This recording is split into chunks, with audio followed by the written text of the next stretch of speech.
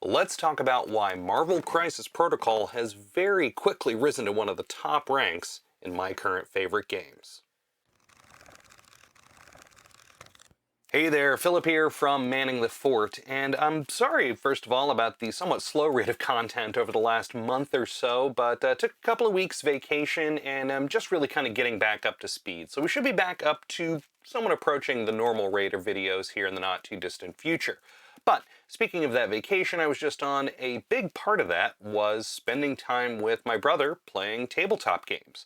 Now, when I packed up, I brought stuff to play Kill Team, Warhammer Underworlds, Reign in Hell, and a couple of other things, and some Marvel Crisis Protocol. But all we ended up playing, the entire time I was there, between my collection of games and his, was MCP. In the course of about a week, we got 10 or more games in, and I have fallen hard and fast for this game. Now, before I move on, I do want to say that I'm not abandoning Kill Team or 40k related content. There's going to be plenty of that coming up in the future. So if you're here for that, you can stay. It's fine. In fact, I think maybe there's some value in my fellow long-term 40k players hearing about the merits of other game systems. So stick around, give the video a like. With all that out of the way, let's get on to Marvel Crisis Protocol. Now, this game has a lot going for it, in my opinion. And one of the most obvious things from the outset is the IP that it works within. Back in my Gaming Desert video, I talked about the fact that a game with Marvel behind it is potentially going to be more approachable to someone coming from the outside. But speaking purely for myself, I'm just kind of a Marvel fan. I started reading X-Men comics long enough ago that I don't care to tell you exactly how long ago it was, but those comic books are old enough to drink now. Bottom line is, there's just decades worth of lore and characters for them to dip into. But all those mountains of great intellectual property don't amount to much if the game isn't very good. After all, we've seen comic book miniature games that have failed. Fortunately, this game's good. So when we start talking about the rules, I want to start with something that annoys me about my other favorite games, Warhammer 40k and Kill Team: book bloat. You get the core rule book, you get your army book, and then you get, 3, 4, 5 different supplements a year, especially if you have more than one army. And the cost of books alone ends up being hundreds of dollars a year. Now, that may not be insurmountable for a lot of folks, but at the very least, it's kind of annoying, and there are better ways to do it. Evidence of that? The core rules for Marvel Crisis Protocol are a free PDF download from Atomic Mass Games. Let me say that again. They give you the rules for free. Same goes for all of the updates. There was a balance pass a few months ago where they changed up some characters and tactics cards and things, and all that's available for download as a PDF as well. They are going to package them up into physical cards for the people who want to buy them, but I think even then the price point's under $25. So let's get on to the actual rules. My experience with them is they led to a fast-paced game with a nice cinematic feel to it, which seems appropriate given the source material. Now, Marvel Crisis Protocol has a few things that'll be familiar to players of Kill Team. Namely, you start with a roster, and not everyone on that roster is coming to play that day. In this case, you start with a roster of 10 characters, and then how many of those characters you bring to a given scenario is determined as part of the pre-game setup. There aren't points in the same way that you would have in, say, Big 40k.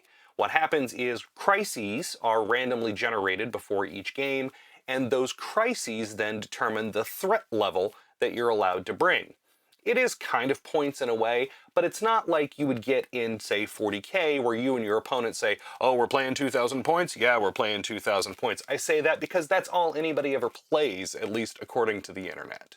Part of the interesting thing about that random mission generation is you bring half the cards that are randomly picked from, and so does your opponent. So while you can plan to a certain degree on what your, default loadouts are, you're gonna have to plan for the unexpected, at least at first. Now, each character comes with their own 4x6 card, which should be on screen now. It's got all of their stats, superpowers, and special rules on it. I really like this as a handy way to build squads, and it's clearly something that games like Kill Team have started to shift to.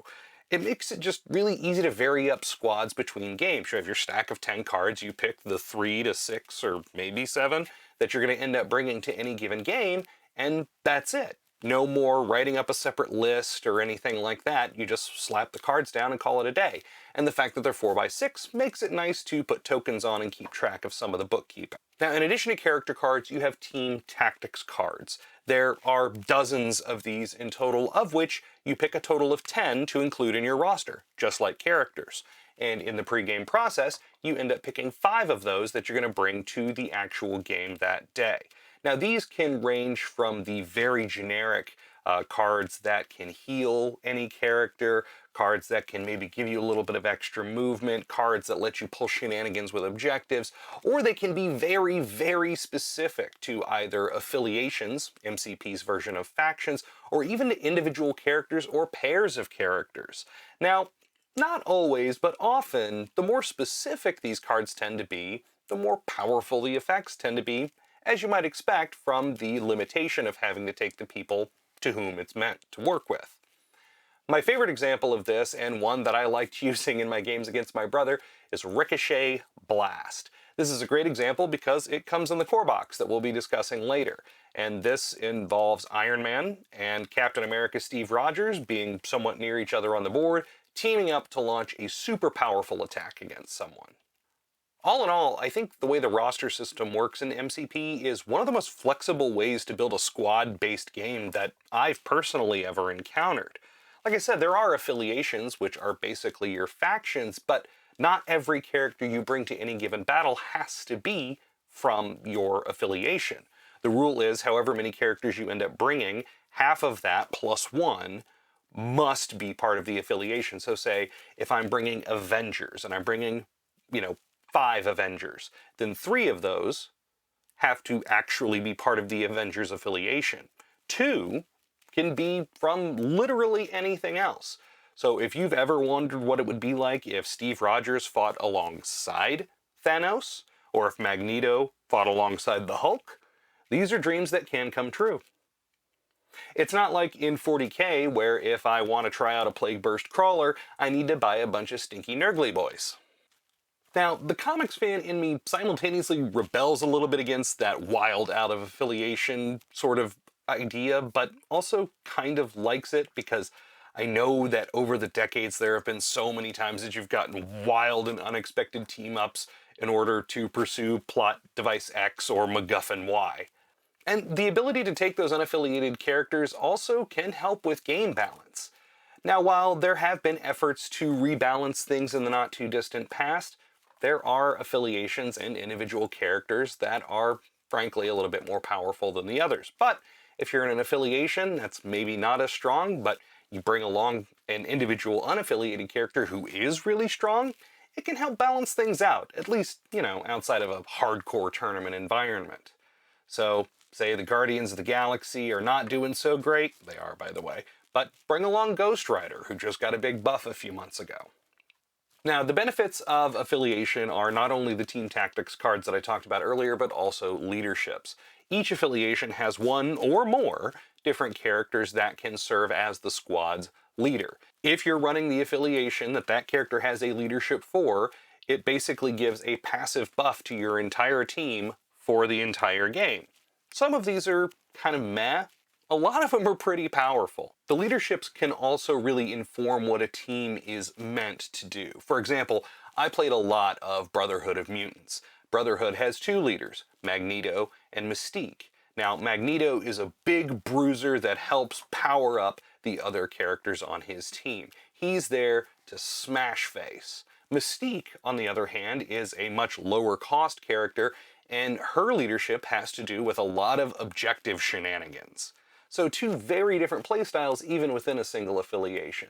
And I've mentioned it a couple times already, but it's worth bringing up in a little bit of detail. Last fall, Atomic Mass Games did a pretty substantial balance pass on Marvel Crisis Protocol. A big part of that was updating and upgrading a lot of the characters from the original core box, and making them stay relevant, frankly, because like all games, there's a bit of power creep involved here. There were a few nerfs handed out as well, and of course there were people in the community who were salty because their favorite character didn't get the buff they thought they deserved, or their favorite character got nerfed more than they thought they deserved. But at the end of the day, at least it's evidence that Atomic Mass Games is paying attention. So how do these rules end up looking and feeling on the tabletop? Like I said earlier, the game feels pretty fast-paced. For Marvel Crisis Protocol, 4 to 5 characters on the board at a time is the norm, and each character gets 2 actions during its turn, in addition to potentially some superpowers and other things. And so each of those, when you've only got 8 or 10 across an entire team, becomes really impactful. That fast pace means the games go pretty quickly. Obviously, my first couple games took longer as I was literally learning how to play the game, and I kept incorporating new characters with every game, so there was a little bit of a learning curve every time, but even with all that, after the first game or two, games were less than an hour and a half, start to finish, so it plays really quickly. Now, a lot of the actions and superpowers that a character can access revolve around the currency of power. Each character gets 1 power for free at the start of every round.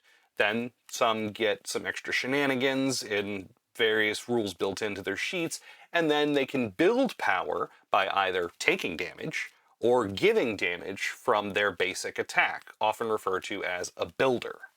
Spending that power is typically what unlocks a character's more powerful attacks and a lot of their utility superpowers. Now, as far as feel, in addition to the game itself being fast-paced, characters and stuff on the board in general move around a lot.